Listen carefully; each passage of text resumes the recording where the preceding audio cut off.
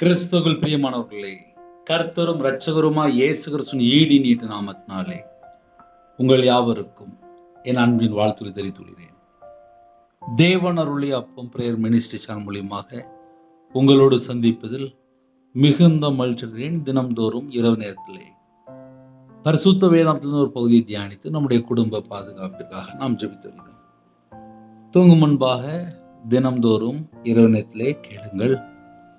ஆதியாகமம் 6ஆம் அதிகாரம் 11 முதல் 13 ஆகிய வசனங்கள். பூமியானது தேவனுக்கு முன்பாக சீர்கெட்டதாய் இருந்தது, பூமி கொடுமையினால் நிறைந்திருந்தது. தேவன் பூமியை பார்த்தார், இதோ அது சீர்கெட்டதாய் இருந்தது, மாம்சமான யாவரும் பூமியின் மேல் தங்கள் வழியை கெடுத்து கொண்டிருந்தார்கள். அப்பொழுது தேவன் நோவாவை, மாம்சமான யாவரின் முடிவும் எனக்கு முன்பாக வந்தது, அவர்களாலே பூமி கொடுமையினால் நிறைந்தது, நான் அவர்களை பூமியோடு கூட அழித்து போடுவேன். அப்பொழுது தேவன் நோவாவை நோக்கி என்று ஆரம்பிக்க. இன்னைக்கு இரவு நேரத்தில் செய்தி என்ன அப்படின்னா, பூமியானது தேவனுக்கு முன்பாக சீர்கெட்டதா இருந்தது. அதுக்கு என்ன காரணம் அப்படின்னு சொல்லி இதே வேத பகுதியில் எழுதப்பட்டிருக்கு. பூமி கொடுமையினால் நிறைந்திருந்தது. நம்ம வாழ்ற இந்த கடைசி காலத்திலே இந்த பூமிக்குள்ள என்ன இருக்கு அப்படின்னா, நிறைய கொடுமையான காரியங்கள் இருக்கு. இந்த பூமி சீர்கெட்டு போயிட்டான். தேவன் பூமியை பார்த்தார், இதோ அது சீர்கெட்டதா இருந்தது. இந்த பூமி எப்படி இருக்கு அப்படின்னா, சீர்கெட்டதா இருக்கு, கொடுமையினால் நிறைந்திருக்கு. மாம்சமான யாவரும் பூமியின் மேல் தங்கள் வழியை கெடுத்து கொண்டிருக்கிறார்கள். இந்த பூமிக்குள்ள என்ன நடக்கு, ஏன் பூமி கொடுமையினால் நிறைந்திருக்கு அப்படின்னு சொல்லி அதுக்குள்ள விளக்கமும் சொல்றாரு. மாம்சமான யாவரும் பூமியின் மேல் தங்கள் வழியை கெடுத்து கொண்டிருக்கிறார்கள். ஒரு மனுஷனை தேவன் ஏன் உருவாக்குனார் அப்படின்னா, நம்ம இந்த பூமியில நல்லா வாழணும், தேவனுக்கு பிரியமானபடி வாழணும், தேவனை துதிக்கிற பிள்ளைகளா இருக்கணும், பரிசுத்தமான பிள்ளைகளா இருக்கணும், நீதி செய்யற பிள்ளைகளா இருக்கணும், தேவனுடைய சமூகத்துல காத்திருக்கிற பிள்ளைகளா இருக்கணும், தேவனுக்காக வாழ்கிற பிள்ளைகளா இருக்கணும். நம்ம வாழ்க்கை தேவனுக்கு பிரியமானபடி இருந்தால் ஆசீர்வாதம். மாம்சமான யாவரும் பூமியின் மேல் தங்கள் வழியை கெடுத்து கொண்டு இருந்தார்கள். தங்கள் வழியை என்ற அதுல ஒரு வேர்டு வருது. மாம்சமான யாவரும் அப்படின்னா உலகத்தில் உள்ள எல்லா ஜனங்களும் பூமியின் மேல் தங்கள் வழியை கெடுத்து கொண்டு இருந்தார்கள். அப்ப இந்த பூமியில என்ன பண்ணிட்டு இருக்கிறாங்க? மாம்சமான யாவரும், பூமியில் உள்ள எல்லா ஜனங்களும் பூமியின் மேல் தங்கள் வழியை கெடுத்து கொண்டிருக்கிறார்கள். அவங்க வழியை கெடுத்து கொண்டிருக்கிறாங்களாம். நல்ல வழியில வாழ்ந்தா குடும்பம் நல்லா இருக்கும், பிள்ளைகள் நல்லா இருக்கும், சந்ததி நல்லா இருக்கும், அடுத்தாப்புல தலைமுறை நல்லா இருக்கும். இப்போ நிறைய குடும்பத்துல பிள்ளைகள் யார் பேச்சையும் கேட்க மாட்டிருக்காங்க. இப்படி நம்ம நிறைய பாயிண்ட் சொல்லிட்டே போலாம். ஆனா செய்தியினுடைய ஆழம் என்ன அப்படின்னா, பூமியின் மேல் மாம்சமான யாவரும் தங்கள் வழியை கெடுத்து கொண்டு இருக்கிறார்கள். தேவன் ஏன் துக்கப்படுறாரு, ஏன் சஞ்சலப்படுறாரு, ஏன் கோபப்படுறாரு, ஏன் அழிக்கிறாரு? எல்லாத்துக்கும் பைபிள்ல வசனம் இருக்கு. தேவன் மனுஷனை செம்மையானவனா உண்டாக்கினாராம், அவர்களோ தங்கள் வழியை கெடுத்து கொண்டிருக்கிறார்கள் என்று எழுதப்பட்டிருக்கு. அநேக உபாய தந்திரங்கள் என்று எழுதப்பட்டிருக்கு, பிரசங்கில் எழுதப்பட்டிருக்கு. இன்னைக்கு நம்ம என்ன யோசித்து பார்க்கணும் அப்படின்னா, அப்பொழுது தேவன் நோவாவை நோக்கி, மாம்சமான யாவரின் முடிவும் எனக்கு முன்பாக வந்தது. தேவன் பொறுமையா தான் இருப்பாரு. மனம் திரும்புவானா, மனம் திரும்புவாளா, என்கிட்ட மறுபடியும் வருவாளா? தேவன் பொறுமையா இருப்பாரு. ஆனா சில ஜனங்கள் கர்த்தரை விட்டு தள்ளி போனதுக்கு அப்புறம் உணர்வு இருக்காது. துன்மார்க்கமா வாழ போயிருவாங்க, துணிகரமா வாழ போயிருவாங்க. இப்ப இந்த கடைசி காலம் எப்படி இருக்கு அப்படின்னா, பரிசுத்தவான்களுக்கு விரோதமா நிறைய காரியங்கள் பண்றாங்க. இதையெல்லாம் தேவனுடைய சமூகத்துக்கு முன்பாக போய் எட்டிரும். அதை நம்ம எப்படி ஈஸியா சொன்னா புரியும் அப்படின்னா, களை வாங்குறதும் தப்பு தான், கொள்ளையடிக்கிறதும் தப்பு தான், அடுத்தவன் சொத்தை ஏமாத்துறதும் தப்பு தான், அடுத்தவன் சொத்தை எழுதி வாங்குறதும் தப்பு தான், அடுத்த வீட்டில் உள்ள நகையை கேட்கறதும் தப்பு தான், அடுத்த வீட்டில் உள்ள பணத்தை கேட்கறதும் தப்பு தான், அடுத்த வீட்டில் உள்ள பொருளை கேட்கறதும் தப்பு தான், அடுத்த வீட்டில் உள்ள பொருளை இச்சையோட பார்க்கறதும் தப்பு தான். இப்படி நம்ம பைபிள் பிரகாரம் பார்க்கும்போது ஒரு கல்யாணம் முடியுது அப்படின்னா, இப்ப இந்த கடைசி காலத்துல வரதட்சணை அப்படிம்பாங்க.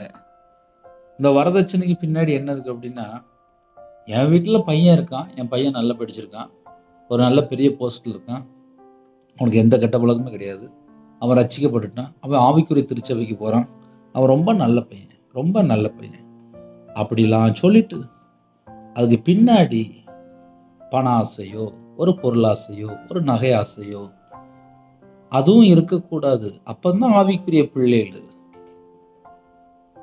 ஆவிக்குரிய பிள்ளைகள்னா என்ன அர்த்தம்? பணமும் கேட்கக்கூடாது, பொருளும் கேட்கக்கூடாது, நகையும் கேட்கக்கூடாது. எனக்கு வீட்டுக்கு வரக்கூடிய மருமகள் அவ நல்ல அந்நிய பாஷை பேசணும், தேவனுடைய சம்பவத்துல காத்திருக்கணும், நல்ல ஜெபிக்கிற மகளா இருக்கணும், துதிக்கிற மகளா இருக்கணும், வேதத்தை வாசிக்கிற மகளா இருக்கணும், ஆலயத்துல நாட்டப்பட்ட மகளா இருக்கணும், ரட்சிக்கப்பட்ட மகளா இருக்கணும், நற்கன் எடுக்கிற மகளா இருக்கணும். இப்படியே ஒரு குடும்பத்திலே பொண்ணு எடுத்தால் அவங்களுடைய சந்ததி நல்லா இருக்கும். ஆனால் ஒரு திருமணம் அதுல இப்ப இந்த கடைசி காலத்திலே நிறைய இடத்துல திருமணம் முடிந்ததுக்கு அப்புறம் நிறைய குடும்பத்திலே தாய்மார்கள் கண்ணீர் வடிக்கிறாங்க. என்ன காரணம்? பல லட்சங்கள் அம்மாட்ட இருந்து வாங்கிட்டு வந்தாச்சு, நகை வாங்கியாச்சு, ரொக்கம் வாங்கியாச்சு, பொருள் வாங்கியாச்சு. கல்யாணம் முடிஞ்சு 1 வருஷம் 2 வருஷம் கழிச்சு அம்மா வீட்டுக்கு போயிட்டு வருவாங்க. அங்க சொல்லுவாங்க, கல்யாணம் முடிக்கும்போது இத்தனை லட்ச ரூபா கடன் வாங்கினேன், அந்த கடனை என்னால் அடைக்க முடியல அப்படிம்பாங்க. ஆனா கல்யாணம் முடிக்கும்போது பார்த்தா எதுவுமே சொல்லியிருக்க மாட்டாங்க. கல்யாணம் முடிச்சு ஒரு 1 வருஷம் கழிச்சு 2 வருஷம் கழிச்சு அதெல்லாம் தெரிய வரும். இதெல்லாம் எதனால இந்த பிரச்சனை வந்துச்சு அப்படின்னு சொல்லி கொஞ்சம் ஆழமா போய் பார்க்கும்போது, ஒரு மனுஷனுக்குள்ளே பண ஆசை இருக்கும்போது, ஒரு நகை ஆசை இருக்கும்போது, ஒரு பொருள் ஆசை இருக்கும்போது, எனக்கு இவ்வளவு தந்தாதான், இவ்வளவு தந்தாதான், இவ்வளவு செஞ்சாதான், இவங்கெல்லாம் எப்படி ரட்சிக்கப்பட்டிருப்பாங்க, இவங்களாம் எப்படி ஆவிக்குரிய பிள்ளைகளா இருக்க முடியும், இவங்களாம் தேவனோடு எப்படி தொடர்பு கொள்ற பிள்ளைகளா இருக்க முடியும்? தேவன் அழகா சொல்கிறார், தேவன் பூமியை பார்த்தார், அது சீர்கெட்டதா இருந்தது, மனுஷர் யாவரும் பூமியின் மேல் தங்கள் வழியை கெடுத்து கொண்டிருக்கிறார்கள். என் வீட்டுக்கு ஒரு நல்ல மருமக வேணும் அப்படின்னு சொல்லி ஜெபம் பண்ணியிருந்தால் அந்த வீட்டுக்கு கண்டிப்பா ஒரு நல்ல மருமகளை தருவார், தேவன் தருவார். ஆனால் நம்ம இருதயத்துக்குள்ள என்ன இருக்கு? ஒரு பண ஆசையோ, ஒரு பொருள் ஆசையோ, ஒரு நகை ஆசையோ, இதையெல்லாம் உள்ள இருக்கும்போது அந்த குடும்பத்துக்குள்ளே சீர்கெட்ட காரியங்கள் இருக்கத்தான் செய்யும். சீர்கெட்ட காரியம்னா என்ன அர்த்தம் அப்படின்னா, கர்த்தரை விட்டு அவங்க தள்ளி போய் தான் வாழ்வாங்க. ஏன் அப்படின்னா, அவங்களுக்குள்ள இருக்கிறது ஒரு பண ஆசை, ஒரு நகை, ஒரு பொருளாசை. பொருளாசை என்னும் விக்கிரகாராதனை அப்படின்னு சொல்லி எழுதப்பட்டிருக்கு. கர்த்தருடைய வார்த்தை விட்டு விலகியாச்சுனால துன்மார்க்கர் என்று எழுதப்பட்டிருக்கு. பைபிள்ல 9ஆம் சங்கீதத்தில் எழுதப்பட்டிருக்கு, துன்மார்க்கரும் தேவனை மறைக்கிற யாவரும் நரகத்திலே தள்ளப்படுவார்கள். அப்ப ஏன் மாம்சமான யாவரும் பூமியின் மேல் தங்கள் வழியை கெடுத்து கொண்டு இருந்தார்கள் அப்படின்னா, அவங்க இஷ்டம் போல வாழ்ந்துட்டு இருப்பாங்க. இன்னைக்கும் பாருங்களேன், நிறைய குடும்பத்திலே வேலைக்காக லஞ்சம், நைட் ஆனா தண்ணி அடிக்கிறது, அப்புறம் கஞ்சா பழக்கம், அப்புறம் விபச்சார அடிமை, அப்புறம் போதை அடிமை, இதெல்லாம் இருக்கா இல்லையா? அதான் போட்டிருக்கு, மாம்சமான யாவரும் பூமியின் மேல் தங்கள் வழிகளை கெடுத்து கொண்டு இருந்தார்கள். தங்கள் வழிகளை கெடுத்து, தங்கள் வழிகளை கெடுத்ததுக்கு அப்புறம் அந்த வீட்டுக்குள்ள இயேசு எப்படி வர முடியும்?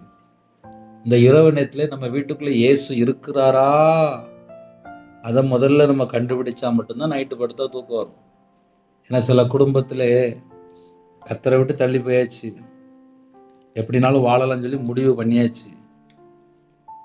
இப்ப எல்லாருக்கும் என்ன வேணும் அப்படின்னா, ஆசீர்வாதம் வேணுமா, ஆனா மனம் திரும்ப மாட்டாங்களாம். இப்ப நிறைய குடும்பத்துல இப்ப அதுதான் பிரச்சனை. பைபிள்ல என்ன போட்டிருக்கு அப்படின்னா, முதல்ல மனம் திரும்புற சப்ஜெக்ட். மனம் திரும்பி நம்ம தேவனுடைய சமூகத்திலே நம்ம அர்ப்பணிச்சாச்சு அப்படின்னாலே, நம்ம இருதயம் புதுசா மாறும்போது நம்ம இருதயத்துக்குள்ள ஒரு மனமாற்றம் வேணும்.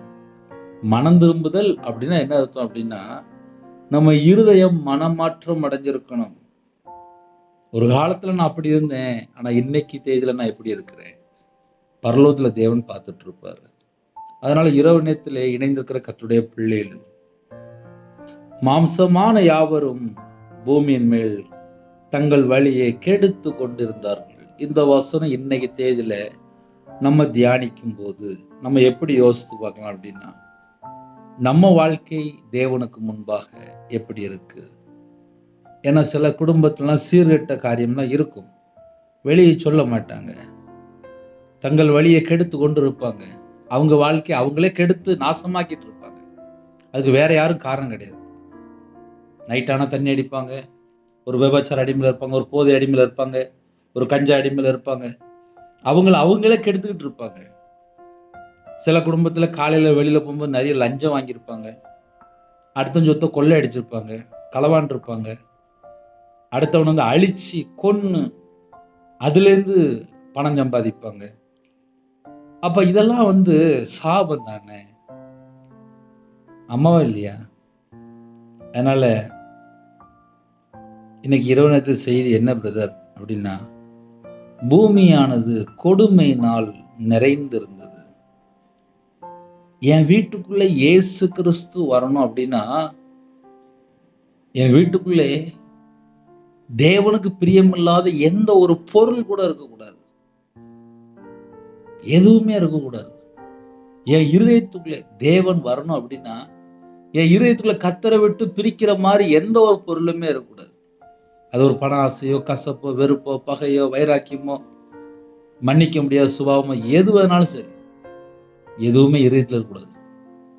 இன்னைக்கு பணம் வந்தா ஒரு பெருமை சேர்ந்து வந்துடுது, ஒரு பெரிய போஸ்ட்ல இருந்து ஒரு பெருமை சேர்ந்து வந்துடுது, வீட்டில் ஒரு கார்னா சில நேரத்தில் பெருமை வந்துடுது, ஒரு பெரிய பங்களா மாதிரி ஒரு வீடு கட்டியாச்சுன்னா ஒரு பெருமை வந்துடுது. நம்ம உயிரோடு இருக்கிறோம் அப்படின்னா தேவன் நமக்கு கிருபை தந்திருக்காரு. நம்ம இன்னைக்கு உயிரோட இருக்கிறோம் அப்படின்னா அது உயிர் பிச்சை. கொரோனாக்கு அப்புறம் நம்ம எதுக்கு உயிரோட இருக்கோம்? மனம் திரும்பி வாழ. இருதயத்துக்குள்ளே கர்த்தரை விட்டு தள்ளி போற காரியம் ஏதாவது இருக்கா? நம்ம இருதயம் புதுசா மாறிட்டா, இருதயத்துக்குள்ள இன்னும் அந்த பழைய கேடான சுபாவங்கள், கெட்டு போற சுபாவங்கள், வீட்டுல நம்ம பால் வீட்டுல பத்த வைப்போம், அந்த பால் ஒரு நாள் அவ்வளவுதான், ஒரு நாள் தான், ஒரு நாளுக்குள்ள பாலை காலி பண்ணிடணும், இல்லைன்னா பால் கெட்டு போயிடும். நம்ம இருதயம் வந்து பரிசுத்தமா இருக்கணுமா? நம்ம இருதயத்துக்குள்ள கொண்டு போய் ஒரு அசுத்தமான ஒரு காரியத்தையோ, தீட்டான காரியத்தையோ, ஒரு அருவருப்பான காரியத்தையோ வச்சாச்சு அப்படின்னா நம்ம இருதயத்துக்குள்ள இருள் வந்துடும். நம்ம இருதயத்துக்குள்ள இருள் வந்துட்டு அப்படின்னாலே பிசாசு உள்ள வந்துடும் அர்த்தம். மனம் திரும்புதல் அப்படின்னு என்ன அர்த்தம் அப்படின்னா, என் இருதயம், என்னோட மனசாட்சி, என்னோட ஆத்துமா இன்னைக்கு எப்படி இருக்குன்னு சொல்லி தேவன் பார்ப்பார். பூமியானது கொடுமையினால் நிறைந்திருந்தது. அப்படியே வசனம் இருக்கு. அப்பொழுது தேவன் நோவாவை நோக்கி, மாம்சமான யாவரின் முடிவும் எனக்கு முன்பா வந்தது. அவர்களோ இன்னைக்கு இரவு நேரத்திலே நம்ம எப்படி யோசித்து பார்க்கணும் அப்படின்னா, நம்ம அந்த பூமிக்கு எப்படி இருக்கிறோம்? இந்த பூமியில நம்ம வாழ்றோம். பரலோகத்திலிருந்து தேவன் பார்த்துட்டு இருப்பார். இந்த பூமியில இயேசு கிறிஸ்து நன்மை செய்வதா சுற்றி திரிந்தார். அவருடைய பிள்ளைகள் நம்ம நன்மை செய்யறோமா? அவர்களோ பூமி கொடுமையினால் நிறைந்து, அவர்களாலே பூமி கொடுமையினால் நிறைந்தது. சில குடும்பம் கர்த்தரை விட்டு தள்ளி போகும்போது அது அவங்கள மட்டும் பாதிக்காது, இந்த பூமியை சேர்த்து பாதிச்சிடும். நான் அவர்களை பூமியோட கூட அழித்து போடுவேன். அதுக்கப்புறம் தண்டனை. நம்ம இரவு நேரத்திலே சின்ன ஜெபம் பண்ணி முடிக்க போறோம். கேளுங்க, அப்பா என் இருதயத்துக்குள்ளே நீங்க இருக்கணும்ப்பா. என் இருதயம் பரிசுத்தமா இருக்கணும். என் குடும்பம் தேவனுக்கு முன்பாக உண்மையா இருக்கிற குடும்பமா இருக்கணும். உமக்கு பிரியமான பிள்ளைகளா நாங்க இருக்கணும். அப்படி நம்ம ஜஸ்ட் தாழ்த்தினாலே போதும். ஏன்னா அந்த கடைசி காலத்துல சீர்கெட்ட காரியங்கள் நிறைய இருக்கு. தங்கள் வழியை கெடுத்து கொண்டிருக்கிறாங்க, தங்கள் வழியை நாசப்படுத்தி கொண்டிருக்கிறாங்க. ஒரு மனுஷன் தன்னுடைய வழியை நாசப்படுத்தணும் அப்படின்னாலே அவனுக்குள்ள ஒரு பிசாசு இருக்குன்னு தான் அர்த்தம், பொல்லாத ஆவி இருக்குன்னு தான் அர்த்தம். மாம்சமான யாவரும் பூமியின் மேல் தங்கள் வழியை கெடுத்து கொண்டிருக்கிறார்கள், தங்களை அழித்து கொண்டிருக்கிறார்கள். இப்ப சில குடும்பத்துலலாம் புருஷன் முன்னாடிக்குள்ள ஒரு பிரிவினை, கோர்ட்டு கேஸ் சொல்லி போய் நிக்கிறாங்க. குடும்பத்துக்குள்ள சமாதானம் இல்லை. ஒரு வீட்டுல ஒரு சின்ன ஒரு பிரச்சனை ஆரம்பிச்சிருக்கும். யாரோ ஒருத்தங்க மனம் திரும்பி, நான் தான் தப்பு பண்ணிட்டேன், என் பாவத்தை மன்னிச்சிருங்க, நான் இன்னொரு பண்ண மாட்டேன்னு சொல்லி ஒரு கல்யாணம் பண்ணிக்கல ஒரு மனப்பட்ட ஆவி இருந்தால் அது கோர்ட்டு கேஸ் சொல்லி போகாது. ஒரு விட்டு கொடுக்குற குணம், தாழ்த்துற குணம், இறங்கி போற குணம், அதெல்லாம் நிறைய வீட்டுக்குள்ள காணோம். இந்த இரவு நேரத்திலே சீர்கெட்ட காரியம் ஏதாவது இருக்கா? தங்கள் வழியை கெடுத்து கொள்கிற காரியங்கள் ஏதாவது இருக்கா? தங்கள் வழியை நாசப்படுத்துகிற காரியங்கள் ஏதாவது இருக்கா? இதை மட்டும்தான் நம்ம யோசித்து பார்க்கணும். ஆசீர்வாதம்லாம் வீட்டுக்குள்ள வந்து சேர்ந்துரும். ரவிராஜ் கரெக்டா இருந்தேன்னா ரவிராஜ் வீட்டுக்கு என்ன வேணுமோ வந்து சேர்ந்துரும். 2016 முழு நேர ஊழியத்துக்கு வந்தேன். சர்ச்சில் வேலை பார்த்தேன், பைபிள் காலேஜ் படித்தேன், அதுக்கப்புறம் முழு நேர ஊழியத்துக்கு வந்தேன். இந்த நிமிஷம் வரையாச்சு தேவன் பார்த்துட்டு இருப்பார். ஒரு மனுஷோட வாழ்க்கை எப்படி இருக்கு தேவன் பார்த்துட்டு இருப்பார். உங்க வாழ்க்கையிலே தேவன் பார்ப்பார். தங்கள் வழியை கெடுத்து கொண்டிருக்கிறார்களா அப்படின்னு சொல்லி பார்ப்பார். அதனால நம்ம அவருக்கு முன்பா இருக்கிறோம். அவர் நம்மளை பார்த்து தான் ஆசீர்வதிப்பார். அதையும் நாம் முதலாவது அறிந்து கொள்ளணும். சின்ன ஜெபம் பண்ணி முடிப்போமா? இருக்கிற இடத்துல கண்களை மூடி நாம் ஜெபம் செய்வோம். அன்பின் கர்த்தாவே நன்றியோடு துதிக்கிறோம், சொல்கிறோம்ப்பா. இந்த நாள் முழுதும் பாதுகாத்தீங்க, நன்றிப்பா. இரவு நேரத்தில் இணைந்துகிற குடும்பத்தை உங்களுடைய பாதவில் அர்ப்பணிக்கிறோம். என்னோட ஆவி, ஆத்துமா, சரீரம், சிந்தனை, நினைவு எல்லாம் இயேசு கிறிஸ்து ரத்தத்தினாலே, இயேசு கிறிஸ்து நாமத்தினாலே வேலை அடைபடட்டும் ராஜா. உம்முடைய பிரசன்னம் இறங்கட்டும், உம்முடைய கிருபை இறங்கட்டும், உம்முடைய வல்லமை இறங்கி வரட்டும்ப்பா. எல்லா குடும்பத்தையும் கர்த்தர் ஆசீர்வதிக்கணும்ப்பா. குறைகள், குற்றங்கள் எல்லாவற்றையும் மன்னித்து உங்க பிள்ளைகளை பரிசுத்தப்படுத்தி ஆசீர்வதிங்க. பிதா, குமார, பரிசுத்த நாமத்தினால் முத்திரை போடுங்க. இணைந்திருக்கிற குடும்பங்கள் இயேசு கிறிஸ்து நாமத்தினால் ஆசீர்வதிக்கப்படட்டும். எந்த நாட்டுக்குள்ள இணைந்திருக்காங்களோ எல்லா குடும்பத்தையும் கர்த்தர் கண்ணோக்கி பாருங்க. யாரெல்லாம் இணைந்திருக்காங்களோ அவங்களோட வாழ்க்கையில கர்த்தரை விட்டு தள்ளி போன காரியமா இருந்தாலும் மன்னிச்சிருங்க. உங்க பிள்ளைகளை பரிசுத்தப்படுத்தி ஆசீர்வதிங்க. நைட் ஷிஃப்ட்ல இருக்காங்க, நைட்டு வேலை பார்க்குறாங்க, டிரைவிங் லைன்ல இருக்காங்க, நைட் நேரத்தில் டிராவலிங்ல போயிட்டு இருக்கிறாங்க, எல்லாருக்கும் கர்த்தருடைய பாதுகாப்பு வேணும். உங்களோட ரத்த கொட்டைகளை வேலையடைங்க. கற்பத்திலையா ஜெபிக்கிறாங்க, கர்த்தர் மனம் இறங்குங்க. மாசமா இருக்காங்க, எந்த நாட்டுக்குள்ள இருக்காங்களோ கர்த்தருடைய பாதுகாப்பு வேணும். டெலிவரி போறாங்க, கர்த்தர் கூட இருந்து தாய்மொழியமா பெற்றெடுங்க. இணைந்திருக்கிற வாலிப பிள்ளைகள் ரட்சிக்கப்படணும், ஆசீர்வதிக்கப்பட்ட குடும்பத்துக்குள்ளே புறப்பட்டு போகணும்ப்பா. அந்த கிருபை தாங்க. திருமணம் முடிந்ததுக்கு அப்புறம் சஞ்சலம், வருத்தம், வேதனையோடு இருக்காங்களோ அந்த குடும்பத்துடைய காரியம் எல்லாம் என் தேவனுக்கு தெரியும்பா. இந்த இரவு நேரத்திலே கத்த சந்திங்க. இணைந்திருக்கிற குடும்பங்கள் ரட்சிக்கப்படணும். நைட் நேரத்திலே தண்ணி ஜெபம் பண்ண, குடும்ப ஜெபம் பண்ண கத்த கிருபை தாங்க. பலவீனத்தோடு படுத்த படுக்கையில அறலாம் இருக்காங்களோ கத்தருடைய கரம் உங்க பிள்ளைகளை தொட்டு சுகமாக்கி தரட்டும்பா. கத்த கிருபை செய்யுங்க. பூரண சுகம் வேணும், ஜீவன் வேணும், தீர்காயுஸ் வேணும். தேவனர்களே அப்போ மனுஷன் மூலியமா இணைந்திருக்கிற குடும்பத்தை உங்களுடைய பாதுகாப்புக்குள்ளே அப்போ மூடி மறைத்து பாதுத்துங்க. அதிகாலவில் உங்களுடைய சமூகத்துல கண் விழிக்க கிருபை தாங்க. வரக்கூடிய காரியத்தை வெளிப்படுத்துங்க. எங்களுடைய ஆவி உங்களுடைய காரியத்தில் அப்படிங்க. எங்கள் வீடு முழுதும் உங்களுடைய ரத்த கொட்டைகளை வேலடைத்து மூடி மறைத்து பாதுகாத்து விடுங்க. நைட் நேரத்தில் தேவையில்லாமல் எந்த ஒரு செல்ஃபோன்லேயே அடிமையில் இருக்கக்கூடாது. தேவையில்லாத எந்த ஒரு ஃப்ரெண்ட்ஷிப்போ யாருமே வேண்டாம்ப்பா. எங்களுடைய ஐக்கியம் பிதாவோடும் குமாரனோடும் இருக்கணும். அந்த கிருபை தாங்க. அதிகால வேளையில் துதிக்கிற துதியோட எழும்ப கிருபை செய்யுங்க. நிறைய குடும்பத்திலே கடனில் கஷ்டப்படுறாங்கப்பா. கர்த்தரை விட்டு தள்ளி போயிட்டாங்கப்பா. கர்த்தர் பக்கம் மனம் திரும்பி ஆசீர்வாதத்தை பெற்றுக்கொள்ளும். அந்த கிருபை தாங்க. கர்த்தர் பொறுப்படுத்துவாங்க. இயேசு கிறிஸ்து பிதாவே ஆமென். தேவனுக்கு மகிமையுண்டதாக. கர்த்தர் தாமே உங்களையும் உங்கள் குடும்பத்தையும் சகல காரியத்திலும் சம்பூர்ணமாக திருப்தியாக கர்த்தர் கூட இருந்து ஆசீர்வதிப்பாராக. ஆமென்.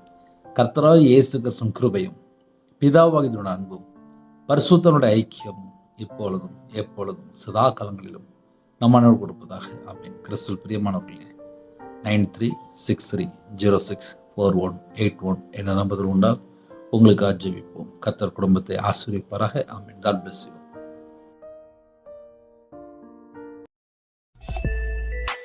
Thanks for watching. Please subscribe our channel.